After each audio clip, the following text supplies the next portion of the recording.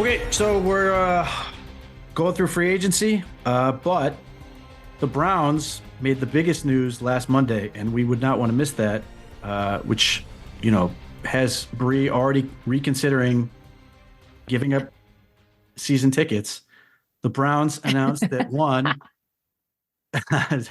tickets prices were going up, and then two, but wait, you get this incredible hat, which, look, it might be the greatest hat of all time. This is awful because I believe a couple of years ago, they already gave ticket holders a hat. So, and I just want to go on record on saying they made a really big deal about the jackets last year.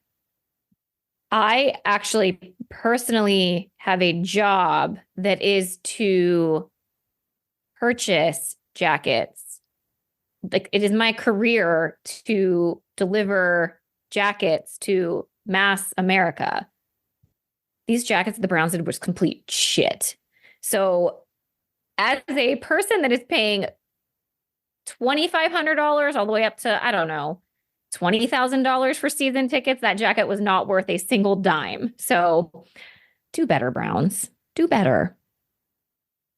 The good news, well, here's what's disappointing about that. Weren't you excited about the jackets when they initially showed, like, obviously you hadn't handled them yet, but just Yeah, looking because at them, they looked like the homage jackets that homage consistently sells out. And that quality is fantastic. They're super warm, great quality. And these were like, I don't even know how to describe them. Just like gross windbreaker, fake satin with no warmth at all. And if you're gonna wear a jacket, maybe make it be a functional jacket. Like, you couldn't wear that anywhere. I don't understand. They really missed the mark on that.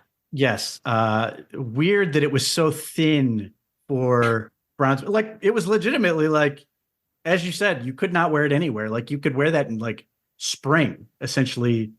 Great. And who's wearing a satin jacket in the spring? I mean, I get it. It was a combination of them trying to rush an idea and a thought, producing a jacket in a very short period of time. And my favorite part about the whole thing, though, was the fact that they were like, you only get one jacket. So it doesn't matter how many tickets you have, but you get one. So decide who deserves the jacket. You could share between the several people of different sizes in your family.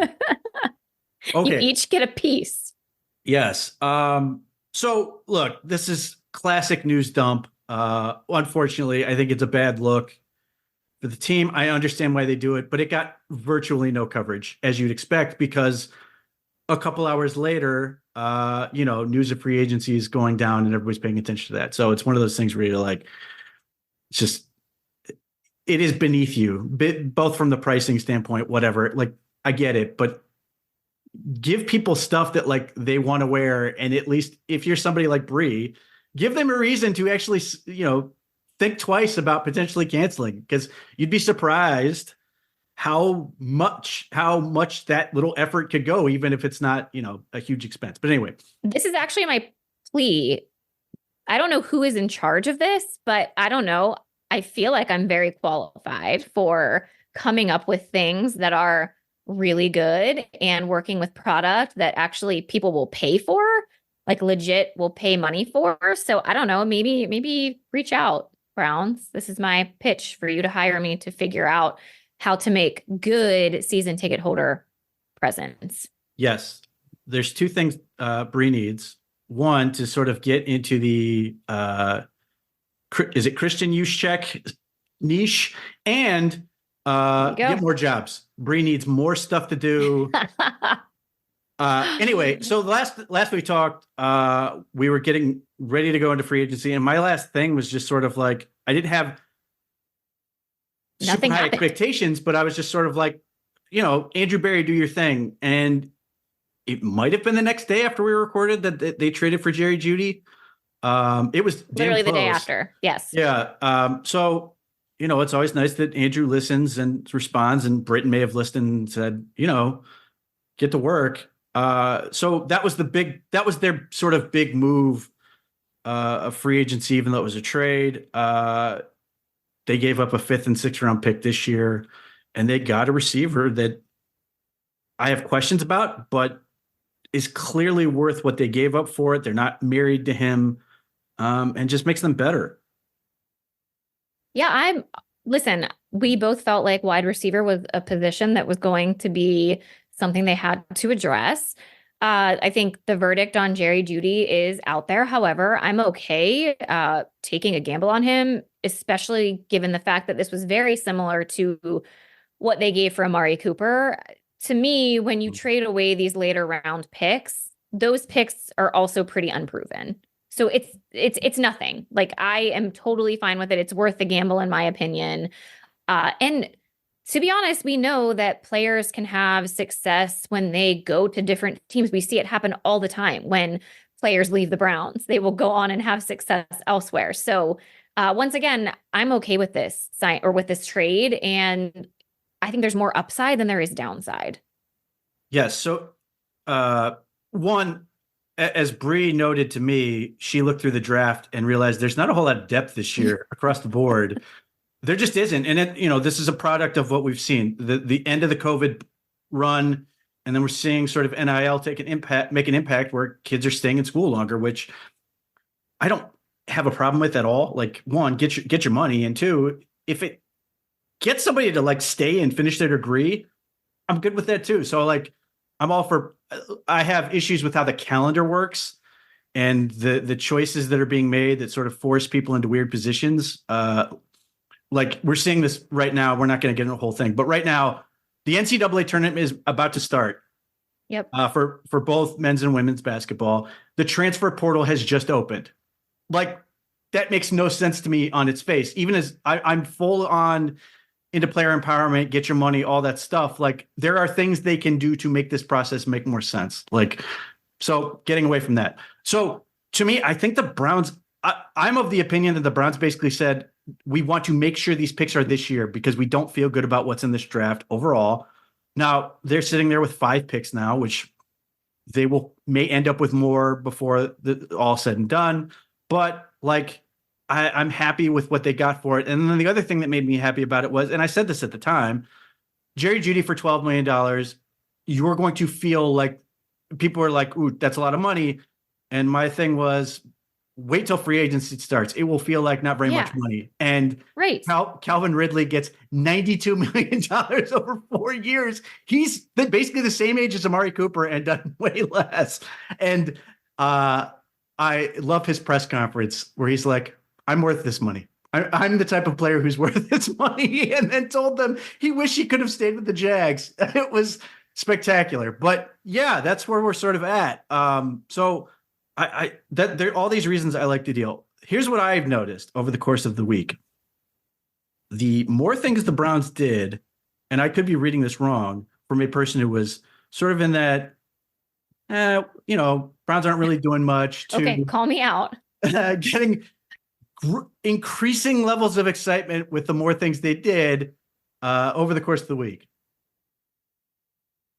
Fair, but also as the course of the week went on, there were other things that happened externally with other teams that then kind of, it's like my leveling happened again. It would be like the Browns did something that I liked, and so like I'd go up a notch, and then a rival team would do something and it would like even it out. So like my excitement levels were kind of tapering as things were ebbing and flowing throughout the entire division. And so I have a really hard time with like getting too excited, just because as the Browns are also getting better, or that's the hope that they are getting better, you have your teams in the same division who are ultimately also getting better. And you could put an asterisk on getting better because that definition can vary. Yes. I have questions with all these teams, but yeah, I totally get it. Yeah. And I'm sure we're going to get into it, but I will say I was very happy to see the return of some key defensive linemen that seemed very uncertain when we were doing the pod last week.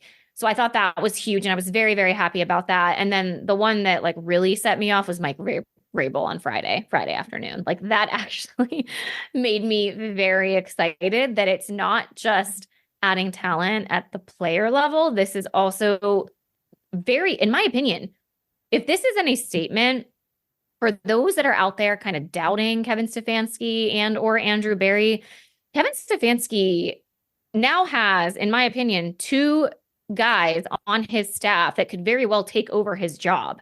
And he is not afraid to hire these people.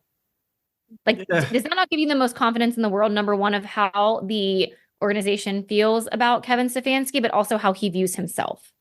All right. So I want to go back. Let's get to Zadarius Smith, Yes. Shelby Harris, and Maurice Hurst, because I do And want to Mo. talk about this, but I don't want to lose those guys. Mo's still You and I hungry. were both pumped about Zadarius Smith in particular. I just love him so much. The way the Browns play their defensive line and the number of guys they have played different positions, I just looked at this and was like, if you lose him, you're basically going to have to get two guys to replace him to fill the various capacities that he rolls. He can be a big end, or he can kick inside to rush the passer, which is like a huge thing for the Browns. They need to get a lot from their interior pass rush. And so getting him back was the other sort of big move along with Jerry Jeudy. And I totally understand where people are like, he's not Christian Wilkins or some of these other guys that were being teased at them. But the Browns were never going to pay $110 million for Christian Wilkins, and more power to him. But it became quickly apparent that there were limitations. And the Browns, while I can't spill details, the Browns looked into some seriously big opportunities in trades and some other things that would have been eye-popping. But so Zadarius Smith was big to me. And I don't feel like the contract was out of control by any stretch. I was looking at it compared to guys guys that signed with the Tennessee Titans, Leonard Floyd signing with San Francisco 49ers. Guys are being paid 2 years, $20 million, and the Browns got basically 2 years, $24 million, $25 million for Zadarius Smith. And there are people who look at the sack numbers, and I totally get it, but pressure numbers are so big. And the thing I would caution people in general about sack numbers with the Browns, Myles Garrett is great for a lot of things. He's terrible for other people's sack numbers, because as long as he's on the field, everybody's aware of him, and they get rid of the ball faster. So either he's going to beat you to the sack, or the guy's gotten rid of the ball and it's not a contest at that point. So Zadarius Smith and Alex Wright racked up a bunch of sacks at the end of the season after Myles Garrett was dealing with shoulder injury. I don't think those things are unrelated by any stretch. So I'm more worried, and I know the Browns have said this, and I've heard the Ravens say this too. They're way more worried about consistent pressure than they are necessarily sacks. So you look at some of these guys and you're like, well, they got 10 sacks. Zadarius Smith got 5.5, or Alex Wright got 5. Why would they keep him? It's his pressure is consistent. He's really good at that stuff. And this carried out with other guys that they did. But very happy to see that. Very happy for Maurice Hurst, who. Well, I would say, Pete, I think the fact that they're holding the integrity of the line last year that was so successful together is a really, really positive thing.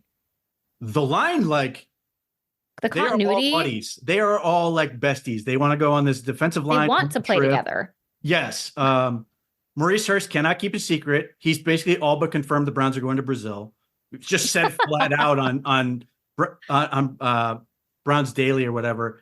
He's just we're going to Brazil. They asked him. He said he invited himself on the team's cruise that they do with players who have been on the team before, and he invited himself on that. And they asked him, where would he like to go on a cruise? He's like, well, since we're going to Brazil anyway, it was all right.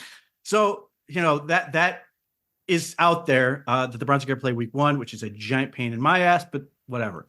They plan that game's going to be played on a Friday. I will literally be coaching a game at the same time, which is whatever, but nevertheless, it's out there. But he said he fell in love with what's going on in Cleveland. Shelby Harris, last year, he said it was the fact that the Browns basically won his wife over that got him here. And then when he decided to come here, he didn't want to leave. Zadarius Smith and Shelby Harris combined between them have 7 kids. And that makes it easy for people to not want to leave anywhere, because for sure. Good Lord, that's when a you lot start of to work. establish things. Absolutely. Yeah. But the fact that they did Zadarius Smith and Shelby Harris together in interviews says a lot. But all these guys keep talking about the Greenbrier and all this other stuff, they're excited about. So it's really interesting that the Browns have 9 of the 10 defensive linemen from last year returning. The one exception is Jordan Elliott. I will not miss Jordan Elliott. I wish him all the best in San Francisco. I'm happy he got paid $10 million over 2 years, but I really like the Quentin Jefferson signing for the Browns. Another guy who pressure rate, amount of pressure he delivers, he can play up and down the line, doesn't play the run for shit. But they don't seem to care. Is fine as long as you can continue to get in the backfield and everything. But he's really good with the Jets. I do have a small concern only to say that Jeff Albrecht, the defensive coordinator with the Jets, is really good. They had a lot of talent. So I'm always a little bit wary of how is that going to translate. Obviously, the Browns have plenty of talent. Quentin Jefferson's been a good player.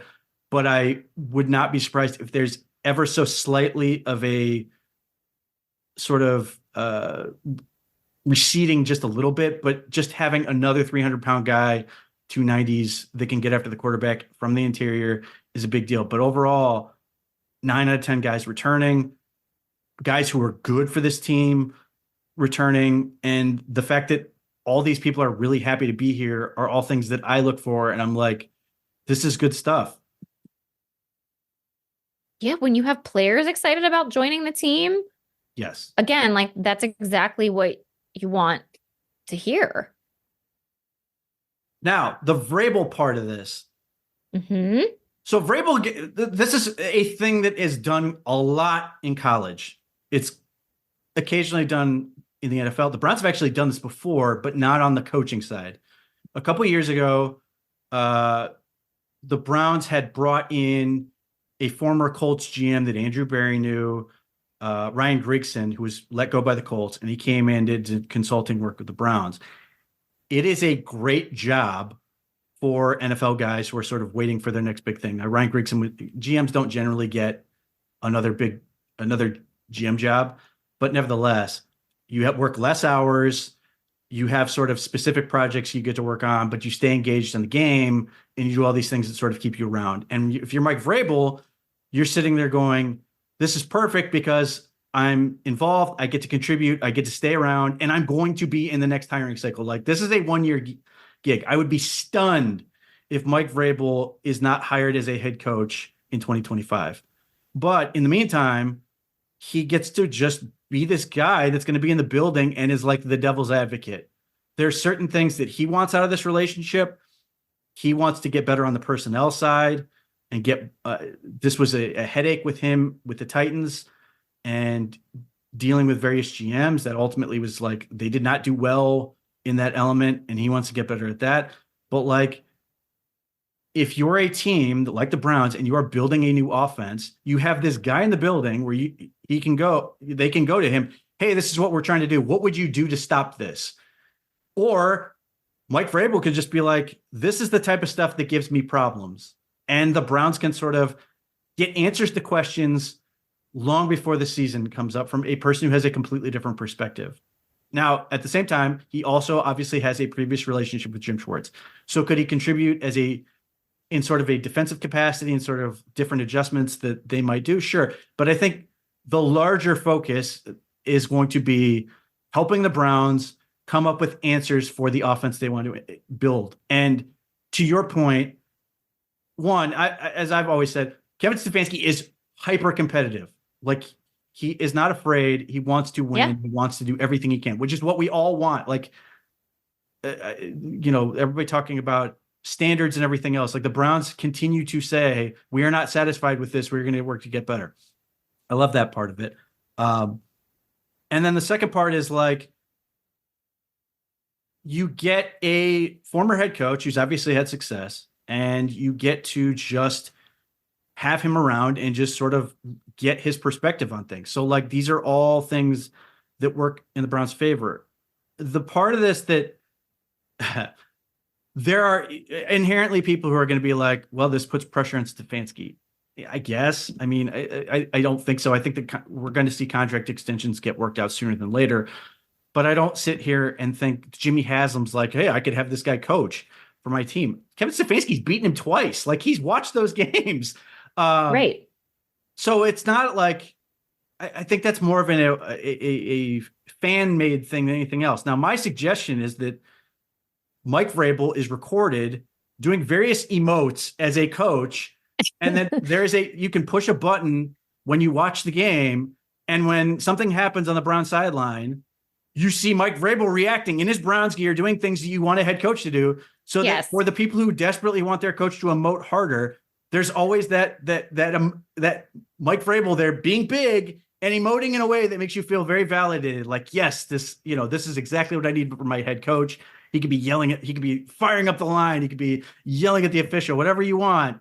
And this is always ready to be primed, even though it has nothing to do with anything, but it at least makes you feel better. So these are all things I like about the potential addition of Mike Vrabel. And the fact that he's Akron kid. I was going to say he's an Ohio native, like that also fires up, and his connection to Ohio State, like this fires up like the buck nuts too. Like you like feed right into like those little things, Pete, to get people excited about this hire. Yes. I forgive him that he's a Walsh graduate. Look, the part of this. How did we go? He was at the combine for the Browns. I guess he wasn't like with them. I'm like, how did this go unnoticed is what I want to know. That's the part that's really hard for me to believe. Like, yeah. Right. He must have been in civilian clothing as opposed to Browns gear. In disguise. But like, I've been around Mike Vrabel. He takes up some space. Like, it's hard not to notice him. So unless the combine is just so segregated to a point where like there's no way you could see him, it's really hard to imagine that somebody didn't see him and he just didn't have stuff that would sort of give him away. Yeah, or even like, but just him being there raises a question. Yeah. Yeah, exactly. It was like that was so interesting to me. And then the other part of this is about, this puts pressure on Ryan Day. I don't think Mike Vrabel wants anything to do with college football because what we're seeing is nobody wants anything to do with college football. And in fact, the Browns made another coaching hire, which I actually really like, of a guy who's trying to get the hell out of college. They hired Ryan Charlton, who was the offensive coordinator for Connecticut. He had previously been the head coach at Maine, the Black Bears. And he's been hired with the title of run game coordinator. But all these coaches that are being hired, whether it's Tommy Rees or Ken Dorsey or a lot of these guys, they are being asked to have input. And it's another guy who's recently coached at the collegiate level. And what I like about guys like Charlton is they coached at programs. Obviously, UConn had a lot of success around 2000 when Randy Edsall was there, and they were a good team for a little stretch. They suck now. They are poor in terms of they are not adjusting well to the NIL thing. I think they're still independent. I've heard their head coach Jim Mora talk about not getting any help financially, that if people want to complain, they should contribute. Like, it's a tough spot. But what I like about that, and whether it's there or at Maine, is if you're a coach like that, you have to learn to figure stuff out, because you don't and I like Tommy Rees, but if you're at Alabama, you have access to every potential resource you could possibly want: players, technology, finances, staff. When you are a coach at Maine, you do not have access to all these things. And if you're going to win, you have to figure out how to do more with less. And that forces you to innovate. That forces you to come up with creative solutions to that. I've watched UConn's offense. There's a lot of things where you sit there and go, okay, I can totally see why they'd want to bring this guy in terms of the RPO stuff, in terms of the run game, in terms of he's another guy that does spread stuff, but just getting more people who are intrigued, who, one, see the Browns as an opportunity where they can contribute and feel like their voice is heard. And then two, young guys who have potentially a more of a career in front of them as opposed to behind them. Because we're always talking about, and I know you've brought this up in the past, nobody was looking to hire anybody from the Browns offensive staff. And now they've got a lot of guys where we'll see, but I know Deuce Staley has aspirations to be a head coach. Certainly Ken Dorsey must have Tommy Rees has aspirations beyond being a tight ends coach.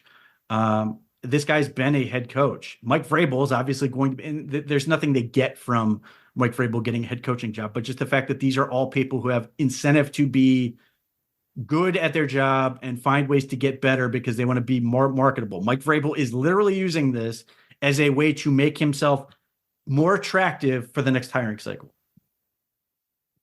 Yeah, as he should. And again, I think it bodes well for the organization when you have staff that are being poked for other teams. And I think this is a big thing for Kevin Stefanski overall, is to develop his coaching staff underneath him. Like, this is a specific goal that he has in mind. I also believe that his lack of ego, some might argue that he has an ego, but I actually think this is like what he's really good at. Like, this is one of his characteristics where he's not afraid of having other smart people in the room, right, or other talented people around him. That is such a positive in my mind, because that's really hard to come by, to not feel threatened or feel like you are constantly having to look over your shoulder and your job is at risk. Yeah, this is the thing. And I've said this since Kevin Stefanski has not done anything afraid. Like, he doesn't coach scared. He doesn't hire scared. And even if you believe in some weird idea that somehow Mike Vrabel is going to end up the head coach of this team, and maybe there's a world where that happens. But even if you believe that, you still have to look and go, Kevin Stefanski did not coach afraid. Like, you have to be able to at least respect his approach with that. It would be very easy for him to go, because this is the other thing, and we'll get to with Deshaun Watson. This has become a popular idea that Deshaun Watson was afraid of Joe Flacco. Clearly, Kevin Stefanski, whatever you want to say about him, is not afraid to bring in these people. And that is certainly something you have to like about him. And I think the Browns have certain things that, there are teams around the league sitting there going, I wish we had that. And I do like the fact that the Browns are sort of making other teams jealous in that regard, because that was a big news story. People were stood up and sort of okay, this was a big deal that the Browns were hiring this guy. And as what often happens is and it was the same thing with Grigson. And I don't know why it's like this, but they will have the guy hired and doing work for the team, and then just have a national reporter casually mention it weeks later. Oh yeah, by the way, the Browns have this guy working for them. This giant 6'4", 260-pound guy just casually working the building. And by the way, everybody in Ohio wants him to either coach one of the two teams. So I don't hate that part of it either. Yep. Well, first of all, I know we're going to talk about it. It was a wild week overall, with just some other signings that the Browns did. And then it even continued into yesterday. Can we talk about what's happening at quarterback? Yes, we can. Okay. Where would you like to start, Pete? There's a lot of things going on. One of the things that has not really caught on, I know Mary Kay touched on it. Deshaun Watson has a day where he has been told what day he's allowed to start throwing. This was revealed on his podcast with Quincy Avery. They have not said what day that is. I think that's probably smart. But Quincy Avery said he's got his plane ticket. He knows when he's going. They know when they're going to start throwing. That is good news. Whatever you want to say about, to all the reasons you and I have addressed, until he's completing passes on Sunday, who cares really? But ultimately, that is a step in the right direction. So the Browns then go out and seemingly the week before free agency, they are talking to Joe Flacco. Free agency starts. So all of a sudden, the Browns are kind of interested in Jameis Winston. The Browns are talking to Jameis Winston. Boom, the Browns signed Jameis Winston. And then it comes out that, and the wording on this is important. Joe Flacco's camp says the Browns never made a quote unquote official offer. What you want to take from that is unclear. Whether this was all a negotiating ploy and they were trying to sort of try to get the lowest bidder type thing, because ultimately Jameis Winston signs, or has not signed yet, which is its own insane conspiracy theory, which I've already dealt with. His deal is worth reportedly $4 million guaranteed. There are incentives based on playing time that it can raise up to 8.7.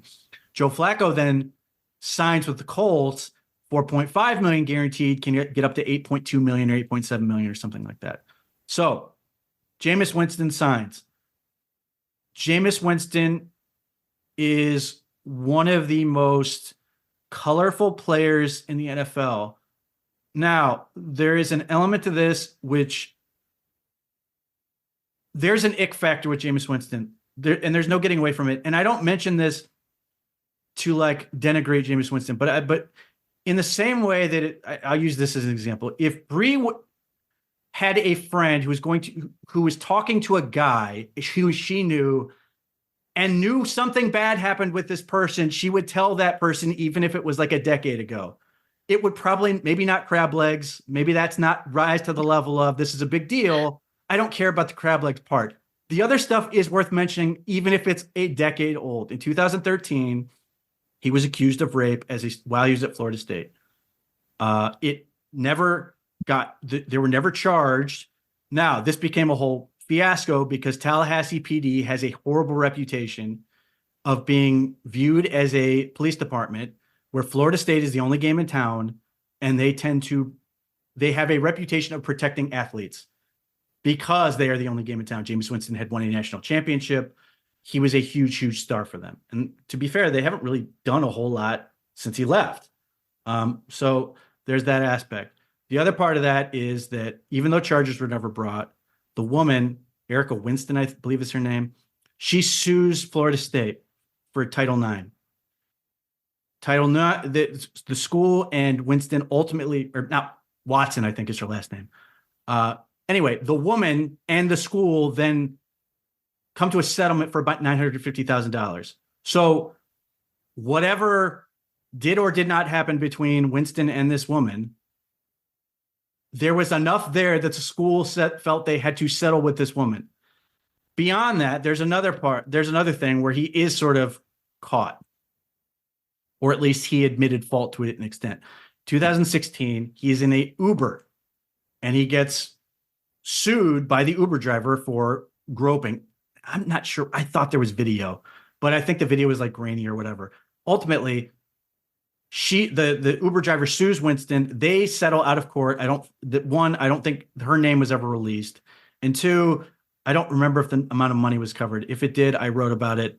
It's probably $750,000 or something like that. But regardless, then like 2 years later, Winston finally gets suspended for it in 2018. That's how long the NFL took to sort of get into this, but suspended him for 3 years.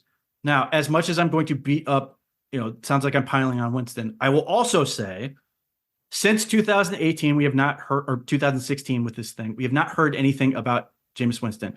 I would hope that he has grown up from this instance. I would also point out he has an incredibly good reputation in New Orleans in terms of charity, working within the community, all those other things. And he has a legendary reputation as a teammate.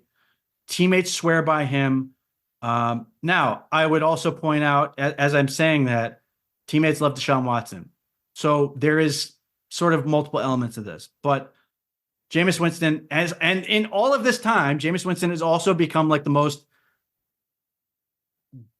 goofiest human being in terms of just weird stuff. And not in a bad way, just whether it's eating W's or some of the stuff he said. There are all kinds of video compilations of him saying just hilarious stuff that has sort of washed away the other stuff. And that's the other reason I want to mention it, is I never want to be in a position where that I pretend that because somebody has done good things recently, that these other things did not exist. I think that's irresponsible.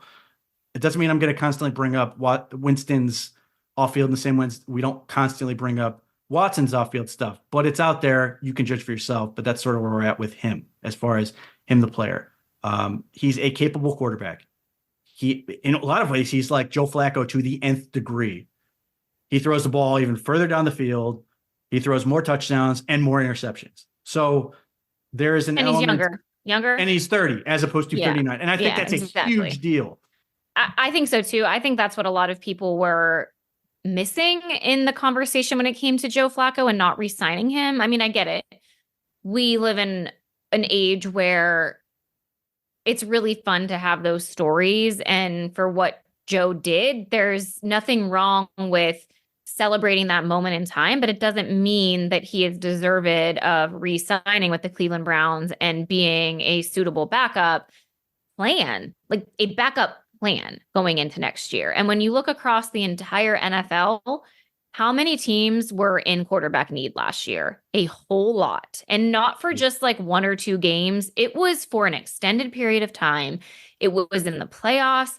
There were so many weird things that have happened that I get why the Browns were like, okay, I don't think Joe Flacco is our answer. If you look back at what the Browns had to go through, like they needed a long-term backup quarterback that they could tap in and say, like, we need you to run this offense and be the guy. And again, I think Joe Flacco was able to step in and do that at the end of the season. But if you were going to say to yourself, if something happens to Deshaun where he's injured at the beginning of the year, knock on wood, right? I don't want this to be spoken into existence, but could Joe Flacco play 12 games, Pete?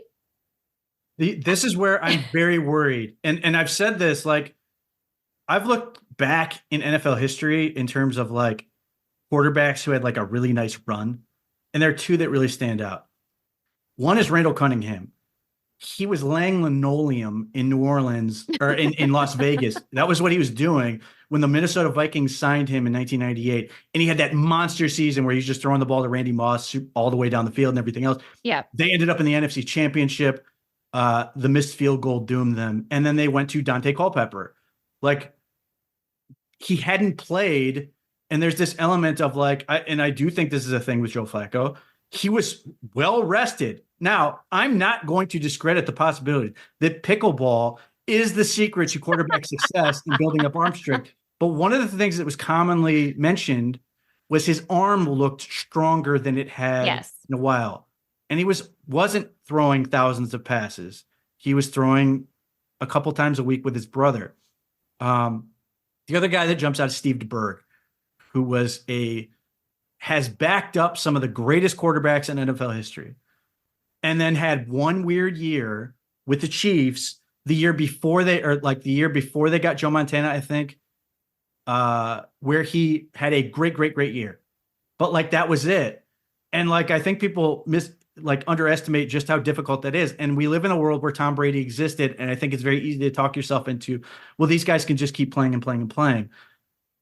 It's really difficult. I don't know that Joe Flacco can sustain for the entirety of training camp and then weeks and weeks and weeks and weeks. I do think there would be some deterioration. I'm not betting against him in terms of he can do that again, but I'm not going to bet on him if I'm a team. Now, having said that, I'm not going to dismiss what a lot of Cleveland media is talking about and say, well, the Browns didn't want to deal with the fact that the fans would endlessly talk about him.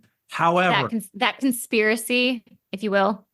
However, what I would point out is if Deshaun Watson struggles, it doesn't matter who the backup is. Fans are going to want the backup. It's just how it is. Like, that is life. Right. Now, certainly Joe Flacco's success may ramp that up and the volume may be a little louder, but who cares? Like, ultimately, you're still going to be in a situation where the $230 million quarterback is not playing well. Like, that is the problem. Joe Flacco is not the problem in that scenario. Now,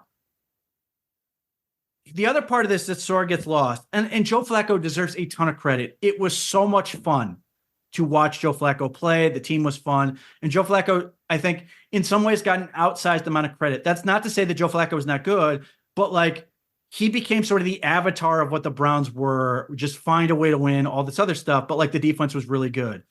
We were watching like backup linemen do all this stuff. The receivers were playing good, well. Jerome Ford was making plays in the passing game. Like, all of this worked. But like, since the season has ended, one, the playoff game is getting further and further away from memory. And that part I like, the fact that we're sort of remembering the season more positively in terms of like how much fun that was.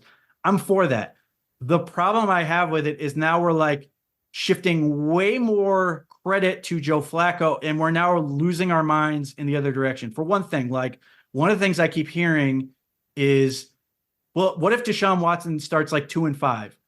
Okay, here's what his record is so far: 3-3 when he was garbage the first year and was like all the rust and all that. And last year he's 4-1. Like, where is this giant step back? And again, I'm not going to pretend like if Deshaun Watson struggles, that is the problem. Joe Flacco does not fix that problem. Jameis Winston will not fix that problem. There is no fix for that problem. If he does not play well, the Browns are in a world of hurt. Like, that's just it.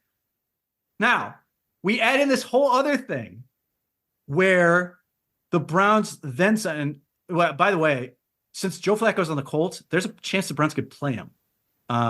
Because the Colts will be on the Browns schedule. They have Anthony Richardson coming back, but if he's hurt, the Browns would see Joe Flacco. That would be entertaining. Then yesterday we get this news out of nowhere that the Browns are signing Tyler Huntley, who has been the backup of the Ravens. The Browns have played him a number of times. And all of a sudden we get in this whole conspiracy theory about one, Deshaun Watson is seriously hurt and we're not being told about it, even though, as I already covered, the latest news we have is he's got a throwing date and he's very excited about it.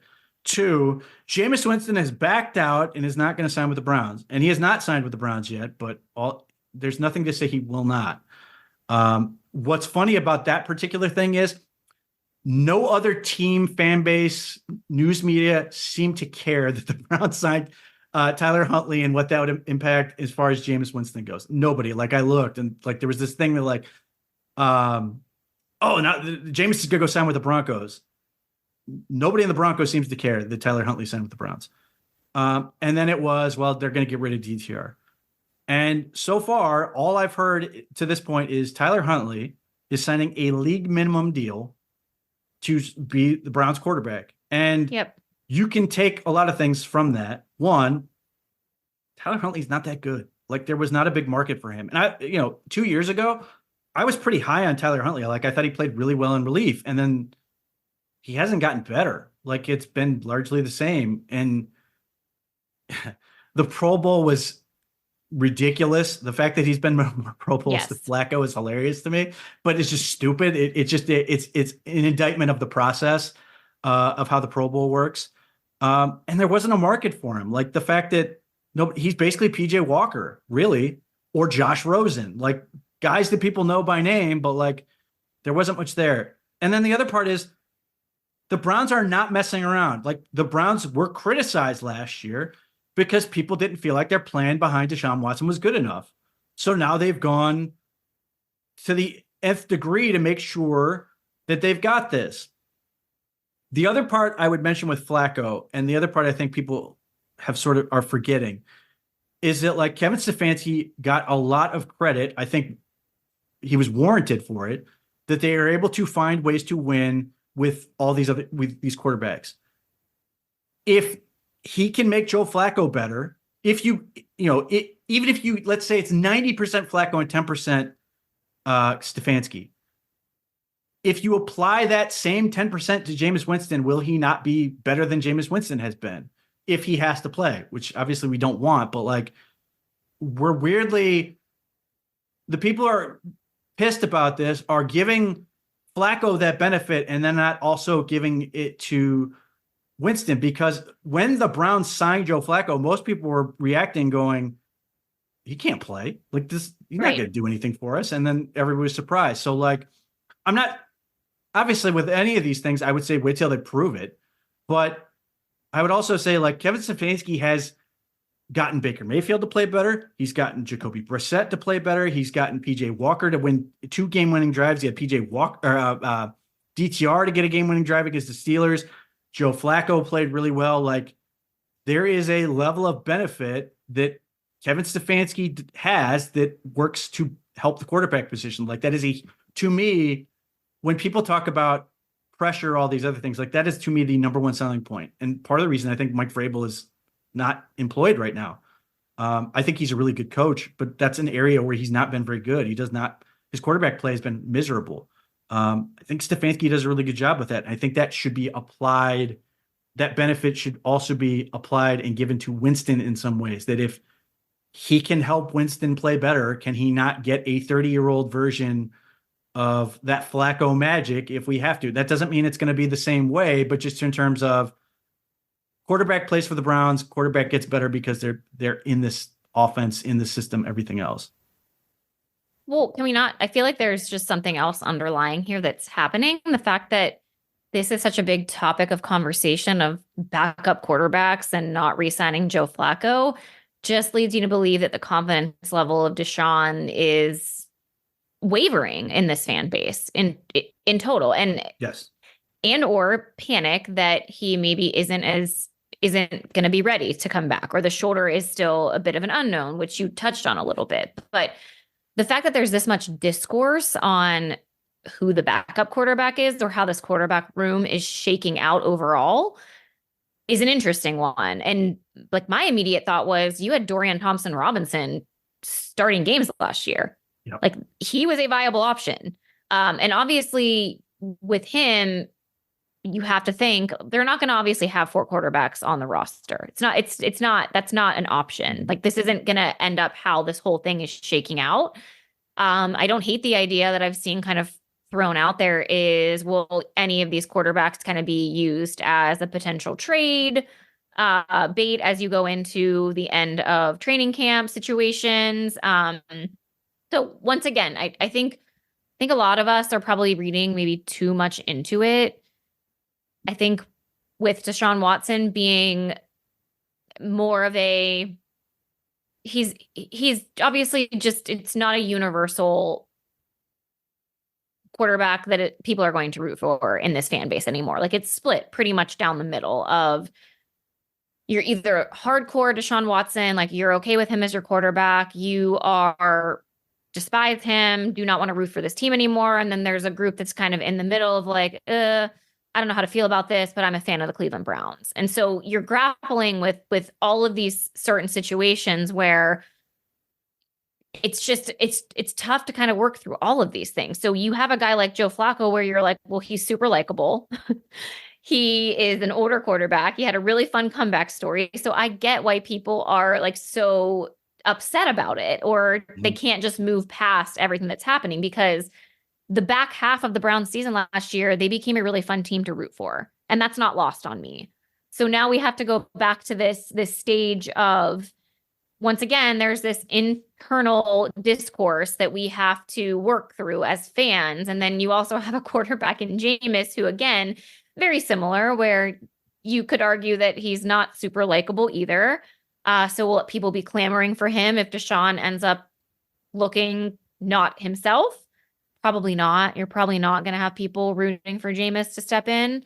Maybe you will. I don't know. Maybe Deshaun and everything that comes with him has put a certain group of fans into this category of, it doesn't matter if he performs poorly, people are going to be clamoring for whoever's next in line, regardless of who it is. Like I could see that also happening, Pete, where it doesn't matter who's behind him. If Deshaun comes out there and looks rusty and is throwing ducks and, escaping the pocket and getting tackled, I could see this kind of being a downward cycle of suck again. There were fans that wanted to fire Andrew Berry because they traded Josh Dobbs for a 5th round pick. Like, yes. Yeah. I forgot. I actually forgot about that. Look, you are talking about a PTSD fan base with uncertainty at the quarterback. It's like the worst possible mix you could ever have. It just leads to being irrational and thinking the world is out to get you, which is what leads you to go to, oh, this means that the worst possible thing, Deshaun Watson's dead. He might be dead right now. We don't know. And that's where you he's with Kate Middleton somewhere. I mean, we don't know. Yes. We don't know what's going on. So I totally understand it. Like, from that standpoint, but it does get you to a point where, you sort of leads you to going too far. And you get to this irrational point. Like, I think the greatest thing that Joe Flacco ever did was give particularly the national media, but certainly local fans. Like, my mom watched the Browns. She does not care about football, but she watched them when Flacco was in there, not necessarily because of Flacco, just because they were an event. Like, it was a big deal to watch the team because everybody, there was this like sense of, what are they going to do next? How are they going to get out of this one? Even people who don't care about football were sort of into that because there was a palpable buzz around Northeast Ohio relative to that. The other part of that is like, it gave permission for people like national media who was dead set on hating Deshaun to the point where they said the Browns were going to finish dead last in the division. We're going to be terrible, this, that, and the other, to sort of be like, not only accept that the Browns were pretty good, but root for them. Like, there were people who were like, I want to see how far the Joe Flacco thing can go. And none of those things are invalid. Like, I don't blame anyone for rooting against Deshaun Watson. I think it led to some irresponsible overanalysis of thinking the Browns were going to be bad because they were sort of in their feelings. But I'm not going to like, I can't be mad at people who are like, I don't like this element of him.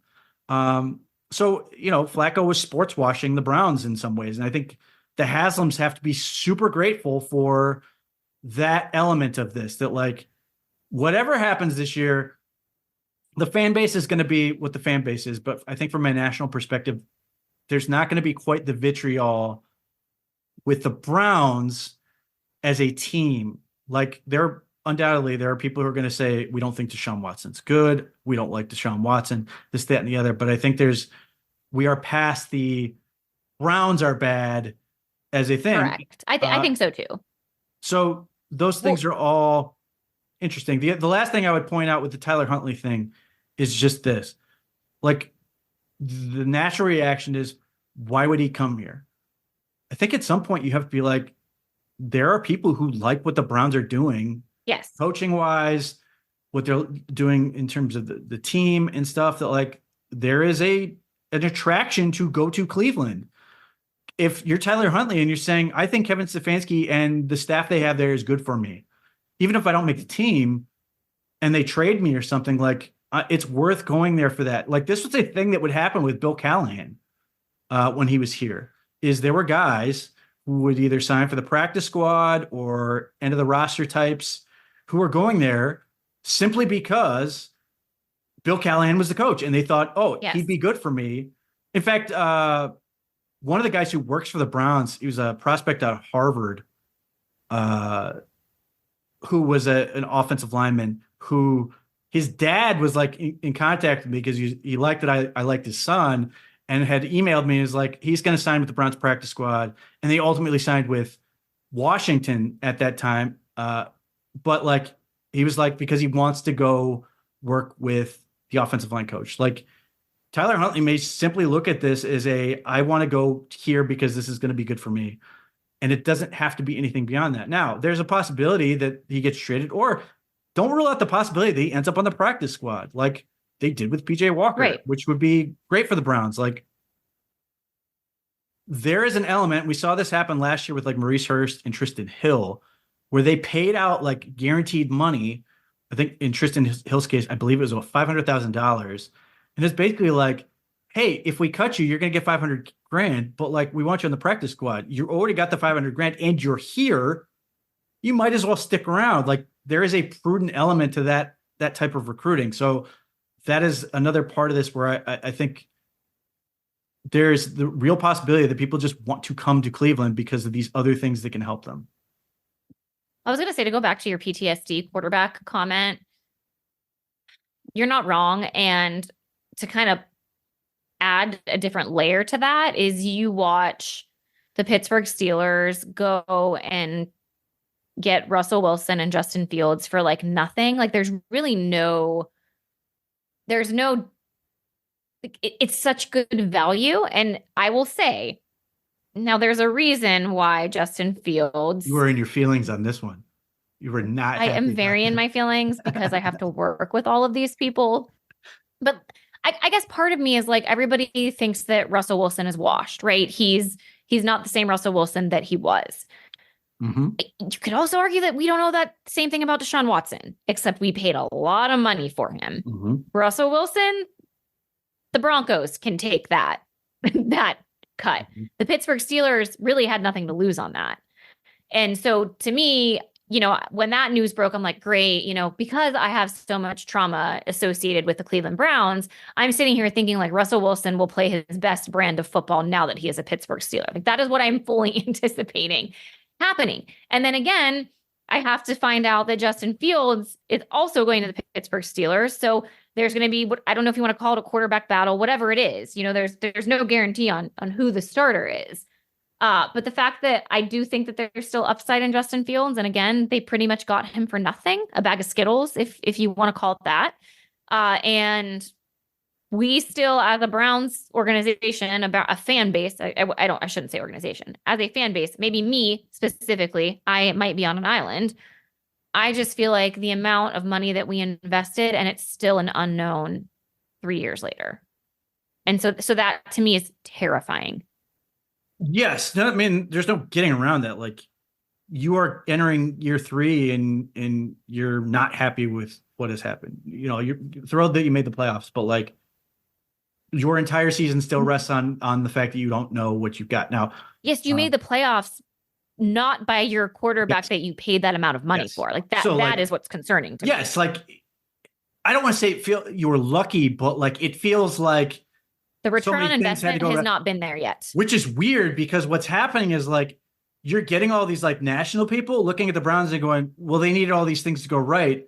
Even though we know from having watched the team of just how many awful things went wrong. Yes. So there's like this weird battle there.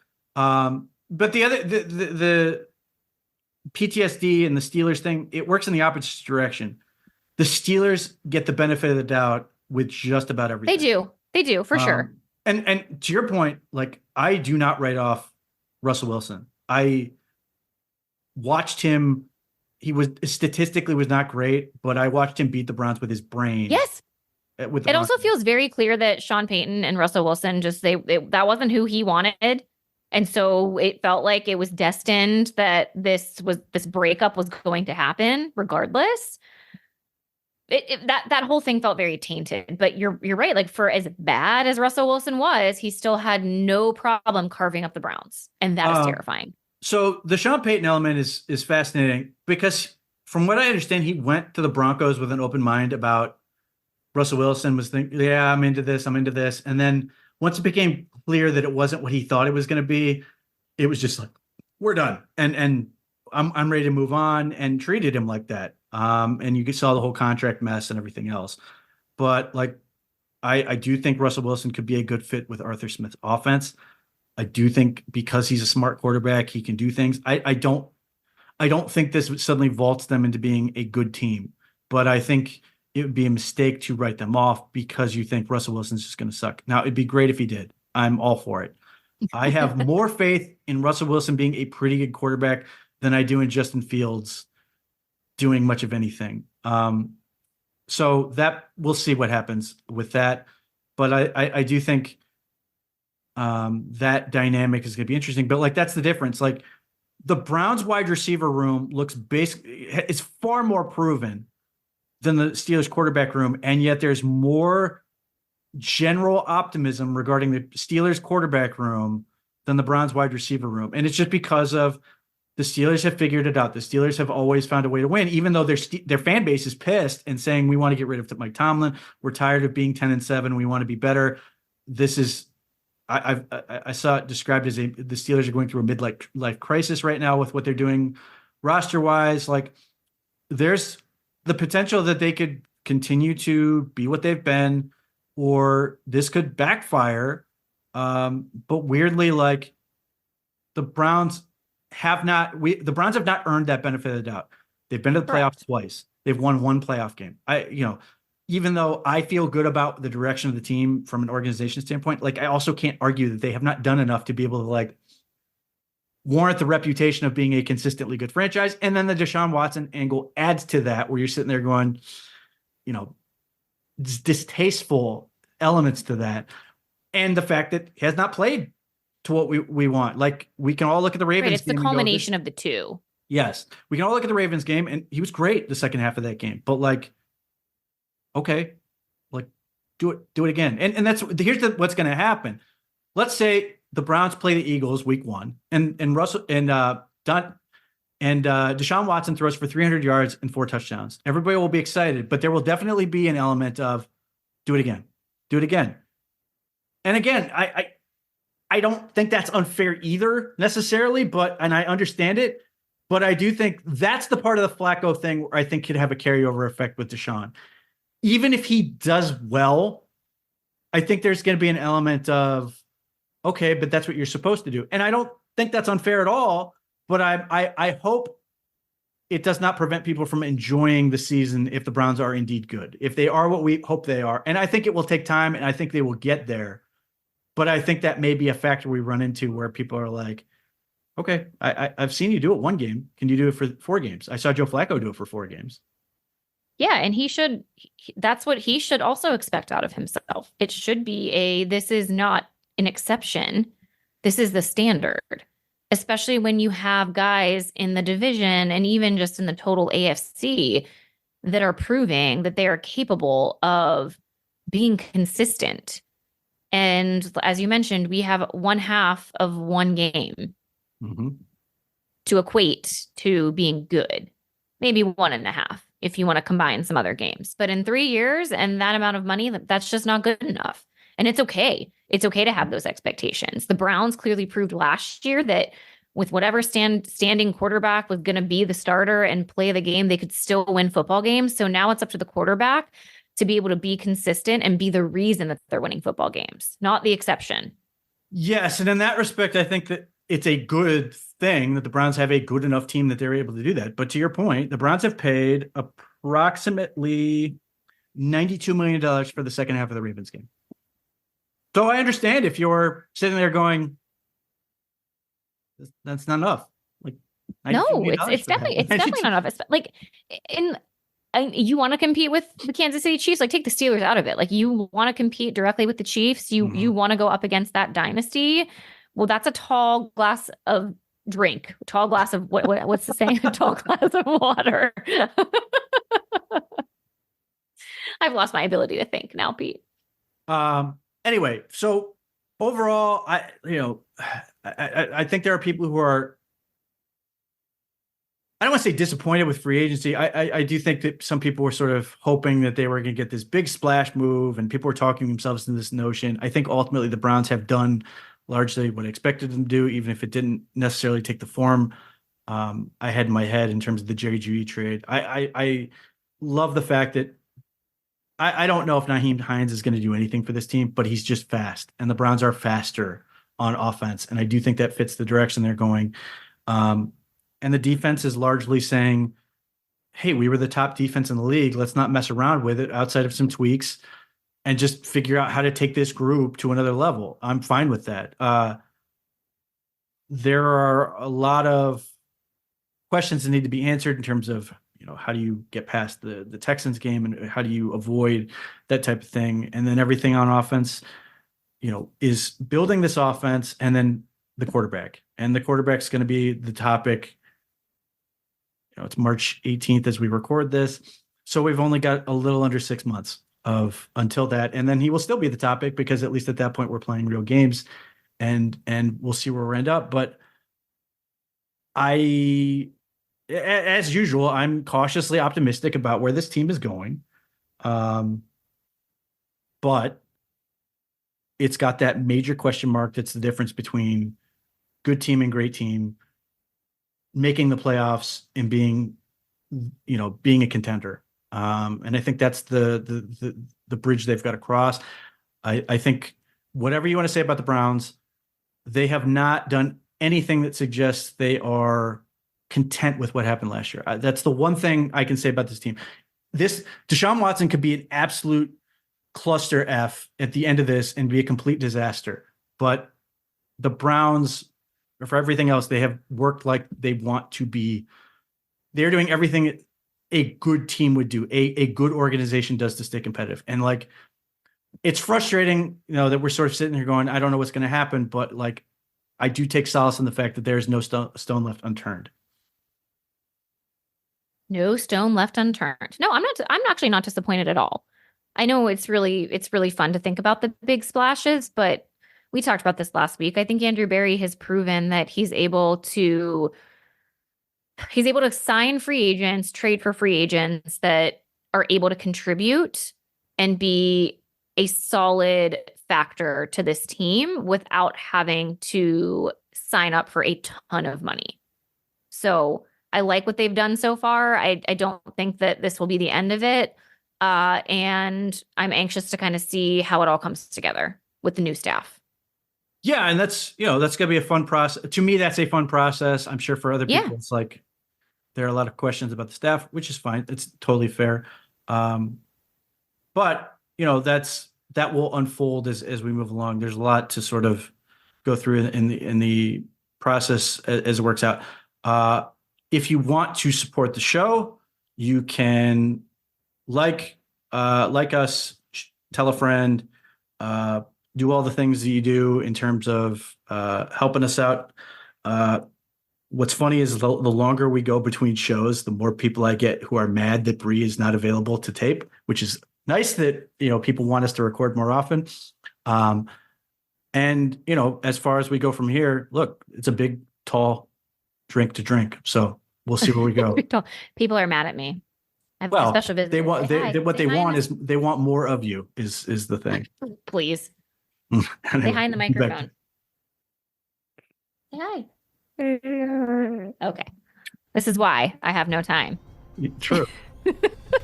Anyway, we'll be back next week. Well, hopefully. We'll see where we're at.